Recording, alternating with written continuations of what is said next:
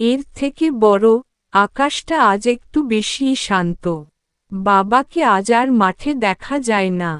ছোটবেলায় সকালে ঘুম ভাঙত কাস্তের টুংঠাং শব্দে। বাবা বলতো, সোনার দানা উঠছে রে, সময় নষ্ট করিস না।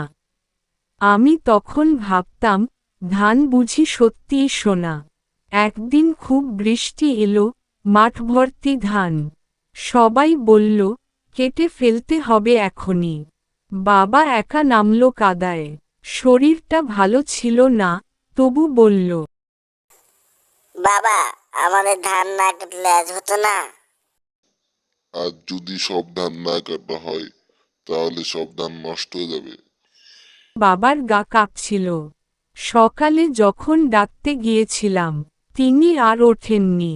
ধানটা উঠে এসেছিল ঠিকই, কিন্তু কাটেনি সে। আমার ভিতরের শূন্যতাটুকু। এখন আমি প্রতিদিন সেই মাঠে যাই। বাবার মতো মাথায় গামছা বাঁধি। আর মনে মনে বলি, বাবা, এবার আমি কাটছি ধান। তুমি একটু বিশ্রাম